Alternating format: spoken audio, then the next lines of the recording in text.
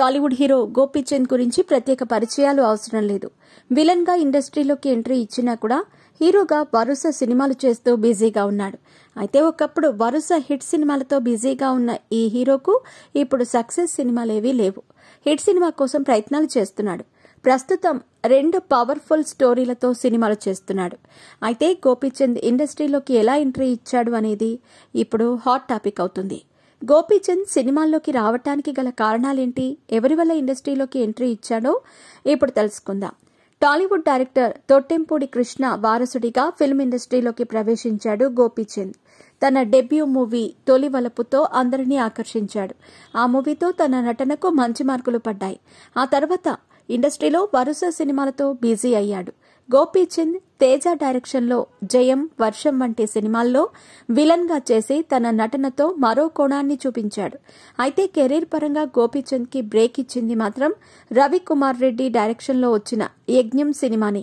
ఇక ఆ తర్వాత ఆక్సిజన్, 6 అడుగుల బుల్లెట్, చాణక్య, పంతం వంటి డిజాస్టర్ సినిమాలు తన ఖాతాలో ఉన్నాయి. ఈ మధ్య సిటీమార్ మూవీతో ప్రేక్షకులను పలకరించాడు. అది కొంత పర్వాలేదనిపించింది. కానీ ఆ తర్వాత వచ్చిన మారుతి దర్శకత్వంలో పక్కా కమర్షియల్తో మళ్లీ నిరాశపరిచాడు. జయాపజయాలను పక్కన పెడితే మాస్ యాక్షన్ సినిమాలతో పాటు గోపీచంద్ డిఫరెంట్ కథలతో ప్రేక్షకులను అలరించేందుకు రెడీ అవుతున్నాడు. ఇక గోపీచంద్ గురించి ఒక టాప్ సీక్రెట్ బయటకొచ్చింది. అసలు గోపీచంద్కు ఇష్టం లేకుండానే సినిమాల్లోకి ఎంట్రీ ఇచ్చాడట. తండ్రి కృష్ణ ఒకప్పుడు దర్శకుడిగా వరుస సినిమాలను చేశారు. ఇక గోపీచంద్ అన్న ప్రేమ్చంద్ కూడా డైరెక్టర్గా ఇండస్ట్రీకి పరిచయం అయ్యాడు. ఆయన కూడా 1-2 సినిమాలకు దర్శకుడిగా పనిచేశారు. ఆ తర్వాత ప్రేమ్చంద్ యాక్సిడెంట్లో కన్నుమూశారు. ఇక తన కుటుంబం నుంచి ఇండస్ట్రీలో ఒకరైనా ఉండాలని తన తండ్రి కోరాడట. దాంతో తండ్రికి ఇచ్చిన మాట కోసం ఇష్టం లేకపోయినా సినిమాల్లో హీరోగా ఎంట్రీ ఇచ్చాడట. అలా ఆయన సినీ కెరీర్ మొదలైంది.